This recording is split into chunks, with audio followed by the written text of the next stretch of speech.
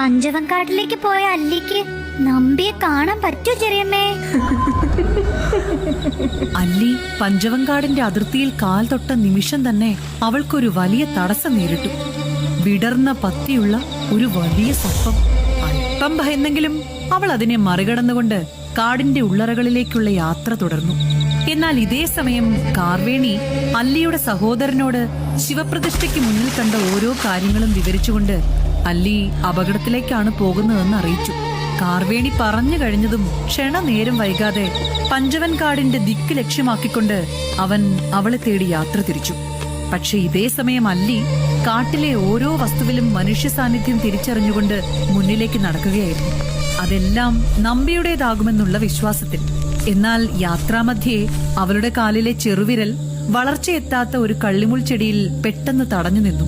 ഒട്ടും പ്രതീക്ഷിക്കാതെ കാൽവിരലുകളിൽ നിന്നും തലച്ചോറിലേക്ക് ഇരച്ചു കയറിയ വേദനയിൽ ആരോടുന്നില്ലാതെ രക്ഷിക്കണേ എന്ന് അപേക്ഷിച്ചുകൊണ്ട് അവൾ വാവിട്ടലറി. ഒരുപക്ഷെ വിധിയായിരിക്കാം. അവളുടെ ആ ശബ്ദം ചെന്നു പതിച്ചത് മനുഷ്യർ കടന്നു ചെല്ലില്ല എന്ന് വിശ്വസിച്ച് തന്റെ സുരക്ഷ ഉറപ്പുവരുത്തി മറഞ്ഞിരുന്ന നമ്പിയുടെ കാതുകളിലായിരുന്നു. ദൂരെ നിന്നും നിലാവിൽ അവന് തെളിഞ്ഞു കാണാമായിരുന്നു. കല്ലുകൾ കോർത്ത മൂക്കുത്തി ധരിച്ച അല്ലിയുടെ മുഖം, പട്ടിൽ പൊതിഞ്ഞിരുന്ന ആഭരണങ്ങൾ വീഴ്ചയിൽ നിലത്താകെ ചിതറിക്കിടക്കുന്നു. കാർവേണിയോടുള്ള പകയും ആഭരണങ്ങളോടുള്ള ഭ്രമവും ഉള്ളിലാളി കത്തിച്ചുകൊണ്ട് അവൻ അവൾക്കരികിലേക്ക് നടന്നു നീങ്ങി. അല്ലിയെ ഏറെ പ്രണയത്തോടെ അവൻ ചേർത്തു പിടിച്ചു. വാത്സല്യം നൽകി. കള്ളിമുൾ ചെടിയിൽ തട്ടിയ അവളുടെ ചെറുവിരലിലെ മുറിവിന് ശുശ്രൂഷ നൽകി. നാട്ടിൽ പരന്ന കഥകളെയെല്ലാം അവൻ അവൾക്ക് മുന്നിൽ കെട്ടുകഥകളാക്കി മാറ്റി. നമ്പിയുടെ വാക്കുകളിൽ അന്ധമായി വിശ്വസിച്ച അല്ലി അവന്റെ മാറിൽ വീണ് കരഞ്ഞു. ഒരു നിമിഷമെങ്കിലും അവനെ അവിശ്വസിച്ചതിൽ അവൾ അവനോട് മാപ്പ് ചോദിച്ചുകൊണ്ട് ഒരു കാര്യം പറഞ്ഞു. നമ്പിക്ക് അല്ലിയുടെ ചോരയിൽ ഒരു കുഞ്ഞു പിറക്കാൻ പോകുന്നുവെന്ന സത്യം.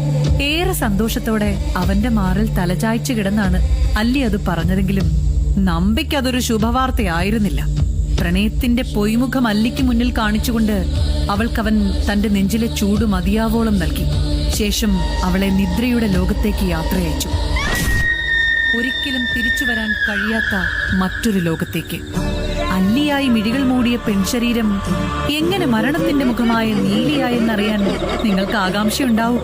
കാത്തിരിക്കുക കനവുകഥ പുനർജന്മം നൽകിയ നീലിയുടെ 5ാം ഭാഗത്തിനായി.